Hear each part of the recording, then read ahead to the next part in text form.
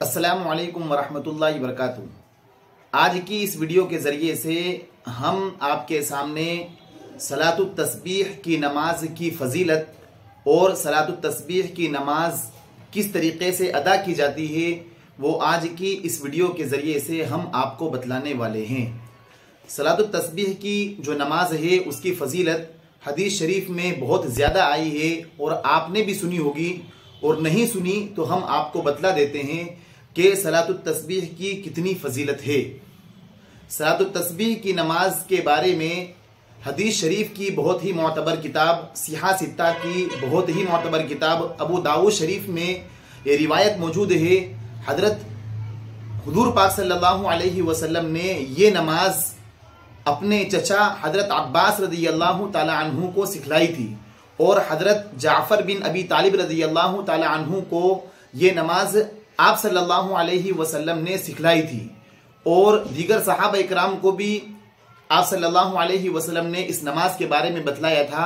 और हजरत अब्बास जो आपके चचा हैं उनको आप सल्लल्लाहु अलैहि वसल्लम ने ये कहकर बतलाया था, ये फरमाया था कि ए चचा, मैं आपके सामने एक बेहतरीन तोहफा बेहतरीन हदिया पेश करना चाहता हूँ। और आप सल्लल्लाहु अलैहि वसल्लम ने सलातुत तस्बीह की जो नमाज है वो आपको बतलाई थी और उसकी फजीलत ये बतलाई आप सल्लल्लाहु अलैहि वसल्लम ने कि ए मेरे चचा, अगर आप इसे पढ़ लेंगे तो आपके तमाम गुनाह माफ हो जाएंगे। और आप सल्लल्लाहु अलैहि वसल्लम ने यह भी फरमाया था कि आप अपनी जिंदगी में हो सके तो हर हफ्ते हर दिन में इस नमाज को पढ़ें, और अगर हर दिन में आप इस नमाज को नहीं पढ़ सकते तो हफ्ते में जुमे के दिन इस नमाज को ज़रूर पढ़ें। हफ्ते में किसी दिन भी आप इस नमाज को ज़रूर पढ़ें। और अगर हफ्ते में भी नहीं पढ़ सकते हैं तो महीने में इस नमाज को ज़रूर पढ़ें। और महीने में भी नहीं पढ़ सकते हैं तो साल में कम अज़ कम एक मरतबा इस नमाज को ज़रूर पढ़ें। और अगर साल में भी नहीं पढ़ सकते हैं तो पूरी ज़िंदगी में कभी ना कभी इस नमाज को जरूर पढ़ लें।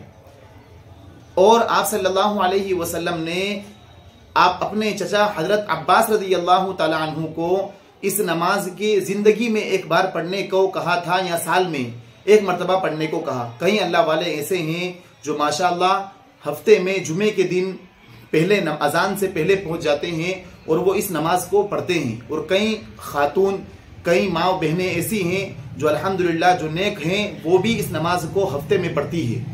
तो आप सल्लल्लाहु अलैहि वसल्लम ने हजरत अब्बास जो आपके चचा थे उनको ये नमाज सिखलाई थी और ये फरमाया था कि अगर तुम इस नमाज को पढ़ लोगे तो तुम्हारे अगले पिछले जो तुमने गुनाह किए हैं 10 किस्म के गुनाह, अगले पिछले नए पुराने सगीरा कबीरा छोटे बड़े खुलकर किए हों, खुल्लम खुल्ला गुनाह किए हों या पोशीदा तौर पर लोगों से छुपकर गुनाह किए हों, हर तरह के गुनाह अल्लाह ताला इस नमाज की बरकत से तुम्हारे मुआफ फरमा देगा।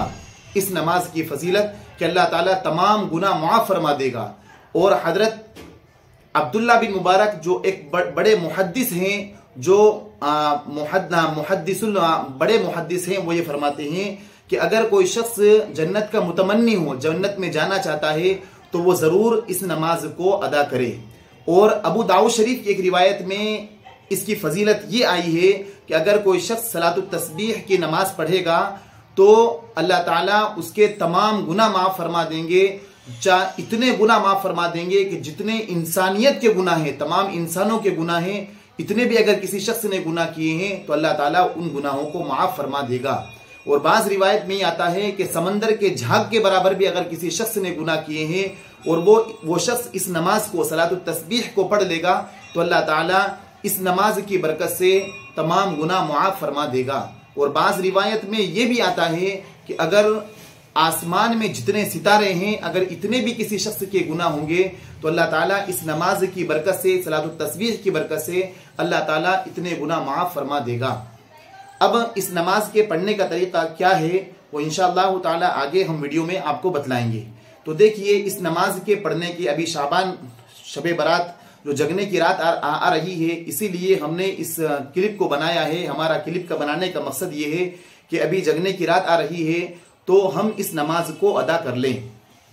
अब इस नमाज को किस तरीके से पढ़ा जाता है, इस नमाज के पढ़ने के दो तरीके हैं। तो आज की इस वीडियो के जरिए से हम जो सबसे आसान तरीका है वो आपके सामने पेश करने वाले हैं कि सलातुत तस्बीह की नमाज कैसे अदा की जाती है।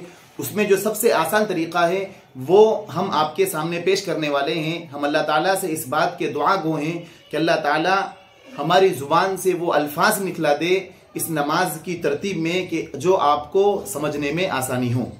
तो इस नमाज को पढ़ने का तरीका ये है कि हम सबसे पहले अव्वलन इसकी नियत करें, और नियत इस तरह करेंगे कि नियत करता हूँ या नियत करती हूँ मैं 4 रकात नमाज नफल सलातुत तस्बीह, खास अल्लाह ताला के लिए, रुख मेरा काबे शरीफ की तरफ, अल्लाहु अकबर।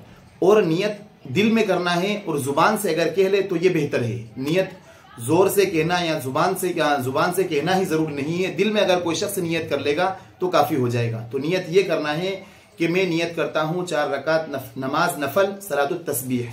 ये भी अगर कोई शख्स कह लेगा तब भी नियत काफी हो जाएगी। और खास अल्लाह के लिए, रुख मेरा काबे शरीफ की तरफ, अल्लाहु अकबर।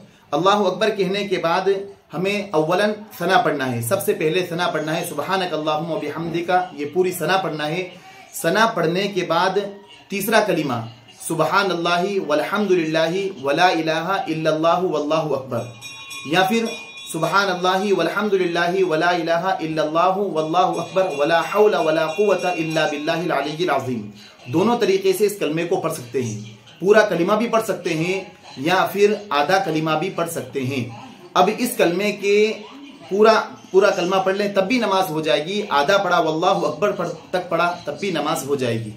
अब सना के बाद 15 मरतबा इस कलमे को, तीसरा कलीमा जो सुबहान अल्लाहि वल्हम्दुलिल्लाहि वला इलाहा इल्लल्लाहु वल्लाहु अकबर, इस कलमे को सना पढ़ने के बाद पढ़ना है। फिर इस कलमे के पढ़ने के बाद आऊज़ु बिल्लाह बिस्मिल्लाह पढ़ना है, अल्हम्दु शरीफ पढ़ना है। अल्हम्दु शरीफ पढ़ने के बाद कोई सूरत पढ़ना है, और सूरत पढ़ने के बाद फिर 10 मरतबा इस कलमे को सुबहान अल्लाहि वल्हम्दुलिल्लाहि, इस कलमे को पढ़ना है। फिर उसके बाद रुकू में जाना है। फिर रुकू की तस्बीह सुबहान रब्बियल अज़ीम 3 मरतबा 5 मरतबा कहने के बाद फिर 10 मरतबा इस कलमे को रुकू में पढ़ना है। फिर रुकू से उठने के बाद समी अल्लाहु लिमन हमीदा कहने के बाद रब्बना लकल हम्द कहने के बाद फिर 10 मरतबा इस कलमे को सुबहान अल्लाहि वल्हम्दुलिल्लाहि वला इलाहा इल्लल्लाहु वल्लाहु अकबर, फिर 10 मरतबा समी जो रुकू के बाद खड़े हैं उसमें इसको कहना है। फिर सजदे में, पहले सजदे में जाने के बाद सजदे की तस्बीह पढ़ने के बाद फिर 10 मरतबा इस कलमे को पढ़ना है। फिर जब पहले सजदे के बाद बैठते हैं तो दोनों सजदों के दरमियान जो बैठते हैं उसमें भी 10 मरतबा इस कलमे को पढ़ना है। फिर दूसरे सजदे में जाते हुए, दूसरे सजदे में जाने के बाद 3 मरतबा सुबहान रब्बियल आला पढ़ने के बाद इस कलमे को 10 मरतबा पढ़ना है। तो ये कलिमा एक रकात में 75 मरतबा होगा। जैसे सुबहान सना पढ़ने के बाद 15 मरतबा क़याम की हालत में पढ़ा, उसके बाद सूरत अलहम्दु और सूरह फातिहा और कोई सूरत पढ़ने के बाद 10 मरतबा पढ़ा, तो क़याम की हालत में 25 मरतबा हो गया। रुकू में 10 मरतबा पढ़ा, 35 मरतबा हो गया। समी अल्लाहु लिमन हमीदा खड़े हुए उसमें 10 मरतबा पढ़ा तो 45 हो गया। उसके बाद सजदे में गए, पहले सजदे में 10 दफा पढ़ा, 55 हो गया। फिर पहले सजदे से उठने के बाद 10 दफा पढ़ा, 65 हो गया। और फिर दूसरे सजदे में फिर 10 मरतबा पढ़ा, 75 हो गया। तो ये एक रकात में 75 मरतबा होगा। तो ये 4 रकात में 300 मरतबा ये कलिमा पढ़ा जाएगा। फिर दूसरी रकात के लिए खड़ा हो जाना है, और दूसरी रकात को शुरू करने से पहले 15 मरतबा इस कलिमे को पढ़ना है। फिर उसके बाद अलहम्दु शरीफ पढ़ना है, सूरह फातिहा पढ़ना है, फिर कोई सूरत पढ़ना है, और उसके बाद 10 बार फिर इस कलिमे को पढ़ना है 10 दफा। और फिर उसके बाद रुकू में 10 दफा पढ़ना है। फिर समी अल्लाहु लिमन हमीदा के लिए खड़े होते हैं, उस मौके पर 10 दफा पढ़ना है। और फिर पहले सजदे में 10 दफा पढ़ना है। फिर पहले दोनों सजदों के दरमियान जो बैठते हैं उस मौके पर 10 दफा पढ़ना है। फिर दूसरे सजदे में इसको पढ़ना है, 10 दफा पढ़ना है। तो इस तरीके से 2 रकात में ये 150 मरतबा हो जाएगा, और 4 रकात के अंदर ये 300 मरतबा हो जाएगा। ये सबसे आसान तरीका है। और फिर तीसरी रकात में भी इसी तरीके से पढ़ना है जैसे हमने पहली 2 रकातों में पढ़ना है। पहली 2 रकातों में जो हमने पढ़ा है इसी तरीके से तीसरी और चौथी रकात में पढ़ना है। और ये एक रकात में 75 मरतबा होगा, 2 रकात में 150 मरतबा होगा, और 3 रकात में 225 मरतबा होगा, और 4 रकात में 300 मरतबा हो जाएगा। ये हमने आपको जो तरीका बतलाया है ये आसान तरीका है। इसके बाद इंशाअल्लाह ताला अगली क्लिप में, अगली वीडियो के अंदर हम आपको सलातुत तस्बीह की जो नमाज है उसका दूसरा तरीका, और उसमें अगर कोई तस्बीहात में छोटी मोटी गलती हो जाए या भूल हो जाए तो क्या करना है, इंशाअल्लाह ताला अगली वीडियो के जरिए से हम आपको पूरी तफसील से दूसरा तरीका और उसमें अगर कोई गलती हो जाए तो क्या करना है वो बतलाएंगे।